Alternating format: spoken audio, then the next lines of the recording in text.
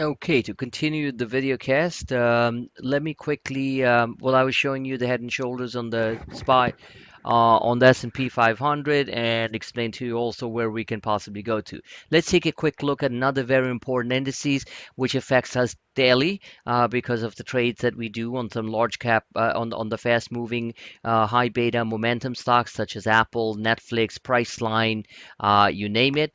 And what do we see? We basically have the E-minis here, the NASDAQ 100, and if you take a look at it, there is this is a channel, and it's there. Again, dropping and testing the lower end of this acceleration band is extremely likely, and that will most probably happen. In the meantime, if you look at the uptrend line, that could be a possible retest up here. That's a short-term bounce that we should expect over the next 24 to 48 hours. And of course, if we break above the 50 on the daily and then try to retest the underside of the 34, which is generally the pattern that I've seen over year and proved and shown it many times, then of course we are looking at the 43.86 level. What it means to people who play the price lines and Netflix, the Googles, the Amazons, and all this for for sharp moves, Tesla's included. You're expecting those type of big days where you have 4, 5, 6 point type of moves. Your calls go up about 100, 200, 300% depending on where you bought it. And of course, buying it on the same day that the gap open is an idiotic move. But you know what?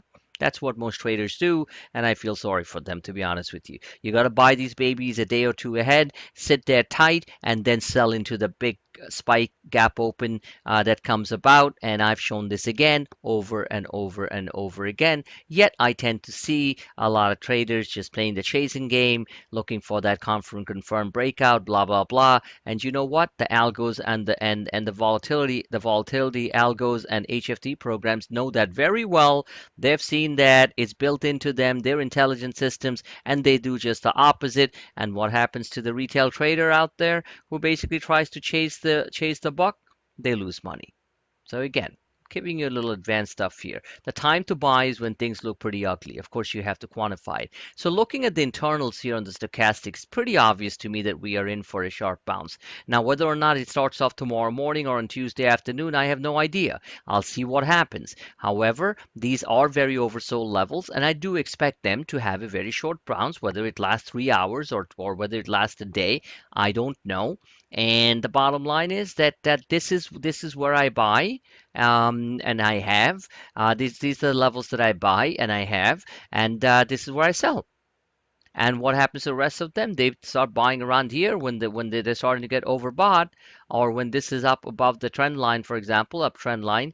And I think there's our difficult trades, and they lose money. So saying all that, let's take a look at the vortex. The vortex on the daily is still certainly showing that it's climbing down. However, I believe that this is going to follow this pattern. It's going to reverse from here. The green line is going to start moving higher. The red line is going to start curling down, and we're going to have one of these quick, sharp rallies. Again, I'm looking at everything short term. Um, so that's one thing. Oh, talking about the macro global economic game theory, if you want to look at it that way, Greece is going to succumb to the pressure, and they're going to pay their debts on under the first the installment interest payments, whatever, on April 9th, and certainly do that. They've been saying that, and they will, in my opinion. And China is stimulating the economy. Their markets are gangbusters for whatever reason, which I explored in one of my other brief video casts. That they tend to, serious amounts of what should I say, genetic gamblers who are basically trading their markets, but good for them. But China is also lowering reserve requirements and other restrictions on bank and mortgage lending, and that's boosting their economy somewhat. You have Abenomics in full blast. Whether they work or not in the long term remains to be seen. You have Europe stimulating the economy in a big way. So you got a lot of stuff going on here. Interest rates are dropping like a rock here in the US, the 10-year Treasury yield, as money pours into the safe havens. And again, that's lowering the overall cost of mortgage lending, auto loans, you name it, credit cards. So that also has a boost. We have nice weather coming up here, warmer weather coming up here on the in the Northeast, big housing market, and that's pushing mortgage sales. Pending home sales were extremely strong. So again, after the short it's a soft patch, obvious soft patch because of some of the deadliest winter that we have gone through. Um, we're going to see some weak numbers. That's going to probably show up in the first quarter earnings, in U.S. corporate earnings, which a lot of U.S. corporations have been talking about softer earnings. So that's going to cause volatility in the market, no question about it. We'll certainly try to be stock selective, and all that will be posted accordingly. And of course, members are also sharing some of their good ideas, and that's also going to be very helpful. So again, market or no market, I expect to navigate this environment, choppy environment, and make some very decent sum of money throughout the month of April. Overall, broader picture again will be choppy with an upward bias in between corrective pullbacks. We're not going into a bear market, period. So short term, repeat again. We're looking stochastics very oversold, so expect a sharp bounce. And that's what we sell into, and we go from there. So that's the NQ. Let's take a look at the Russell 2000, which was one of the strongest indices out there. And look again, highlighting from the October 15th lows. This is where we are. Let's draw that uptrend, infamous uptrend line from October 15th, and let's see where we land up.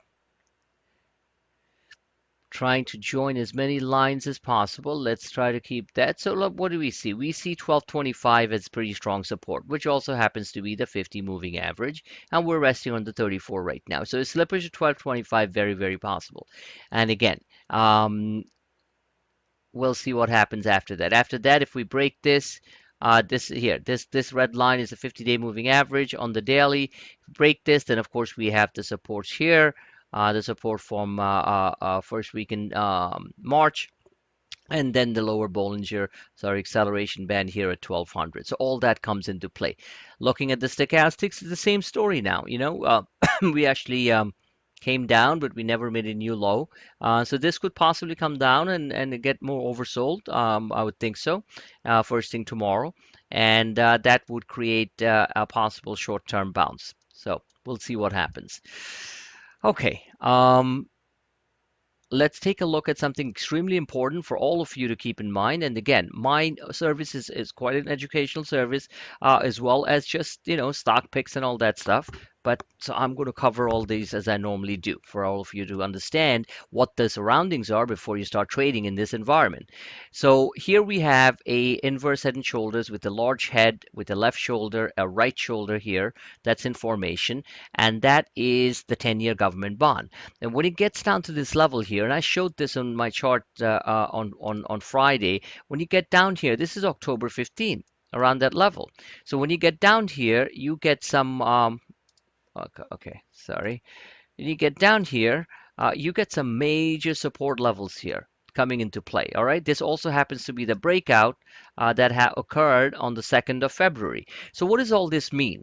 What all this means is that when yields get down to a level where they get terrifically cheap, like 1.8%, 1.868%, and of course we can slip all the way down to 1.65%, and that 1.65%, that was the case uh, back in January, when money was flowing into the safe haven and hiding in treasuries, when we had that big market pullback in the month of January. Okay, that's also possible, but unlikely in my opinion. I think we hold here, given the fact that the Fed, regardless of anything, has hinted that they will tighten. So even though we had a soft patch in the month of the first quarter, with the job numbers and such, the fact remains U.S. economic growth is still strong when you dissect all the subcomponents. So the bottom line is that I still believe that this level holds and we bounce from here. That means money flows out of treasuries. Money flows out of treasuries into equities, and that should find that and that the markets find a short-term bottom, equities. Okay, so sorry, I'm not that great with writing with the mouse. So again, that's macroeconomic game theory, contrary, my opinion. So look at this pattern.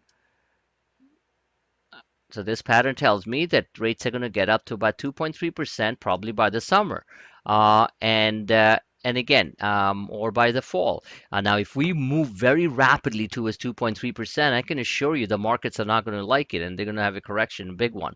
But in the meantime, getting up to 2% is not asking too much, and a move up towards, the up towards this level here is also very, very possible. All that means that again, dollars are going to come out of the treasury market, as you can see here. All right, the TNX, the treasury index here, and uh, and then they're going to go into the stock market or other risk assets, stocks. All right. So you have to be stock selective and make money. All right, let me show you something about the US dollar here. Very important. The DX. With this softening thing, this actually works as a contrarian indicator in the sense that now they're going to say, oh, well, the Fed's not going to raise rates till the end of the year, blah, blah, blah, and all the same talking heads are going to say the same thing. Well, guess what? This drop in the dollar, which is at this point confirmed, and I showed this right here as a double peak, all right? So here on the daily, you got a head, you got a right shoulder formation, and then this is the left shoulder. So my opinion is, if you look at it in a broader sense like that, my opinion is that the dollar comes down to about 94. What does that do? That obviously allays some of the fears, listen to it carefully, that US multinational corporations are going to that they're going to be hurt badly by a rising dollar, which is true. A rapidly rising dollar like this type of move does hurt US corporations' ability to sell great US products overseas because it's more expensive. US dollar more expensive. It costs the foreigners a lot more to pay in dollars. Simple, right?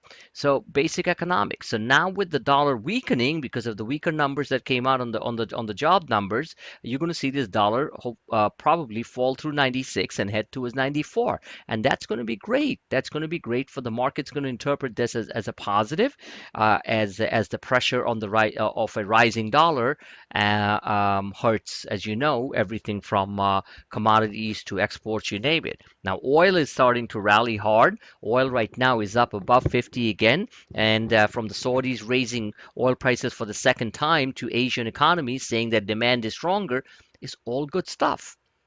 No question about it. All right. We don't want oil prices to, perpetually fall. So the bottom line is a weaker US dollar, good for the markets, and that's what we're going to see starting tomorrow. And that's the case. Now, let's take a look at the euro, which works inversely to the dollar. A weaker US dollar means stronger euro. So stronger euro is somewhat important at this point because we can't expect the euro to keep on falling to down to parity down to parity right away. At one point, I believe it will be down to parity, which means 1 to 1 to the dollar, which would be great for European traveling. I love it. In the meantime, this is what the euro is doing. This is a channel. This was high in the euro, $1.40. So let me just draw this and explain to you why this is important. So here's the channel, and now we're breaking up. So if you look at this, I'm looking at a pattern symmetry. So you got the head here, or if you want to look at it, this is a cup. This is a cup handle, and now it's broken up over the handle. Where does the euro go? It goes to about buck 14, in my opinion. All right, it completes this pattern. If it breaks over buck 14, it's going to go to about a buck 24.